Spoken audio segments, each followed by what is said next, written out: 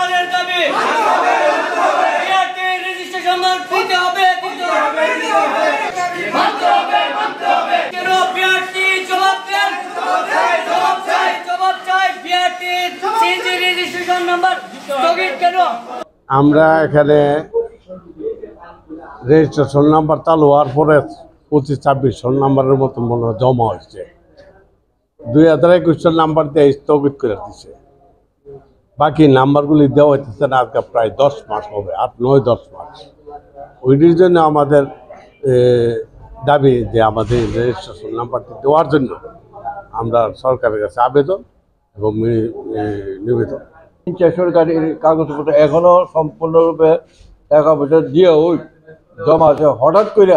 স্থগিত ঘোষণা হয়েছে স্থগিত কে করলো কারা করলো এটা বেআইনিভাবে করেছে আমরা মনে করি কারণ এটা মিটিংয়ের সিদ্ধান্ত ছাড়া কোনো অবস্থায় এইভাবে মৌখিক স্থগিত করতে পারে না এই মানুষগুলো আজকে যে 3-4 লোকের গাড়ি জমা আছে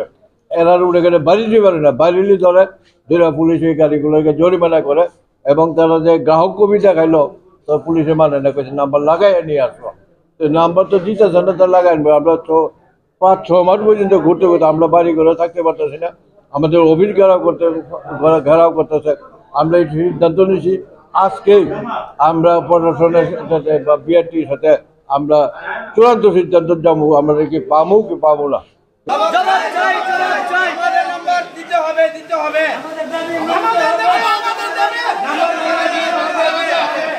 গত বছরে একটা আরটিসি সভাতে রেজিস্ট্রেশনের জন্য অনুমোদন দেওয়া হয়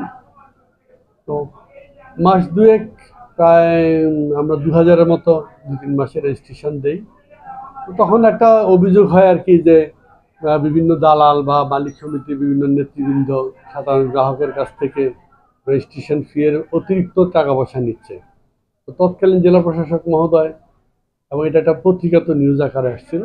তখন জেলা প্রশাসক মহোদয় এটাকে বলে যে সাময়িকভাবে বলে যে এখন আপাতত স্থগিত থাকুক বিষয়টা আমরা একটু অবজার্ভ করি একটা ইনকোয়ারি করে দেখি তারপর আমরা এটা চালু করবো এখন তাদের বক্তব্য হচ্ছে যে আমাদের তো আমরা বিআরটিতে কাগজ জমা দিয়ে রাখছি আমরা টাকা পয়সা জমা দিয়ে বিআরটিতে কাগজ জমা দিয়ে রাখছি কিন্তু আমরা নাম্বার পাবো না কেন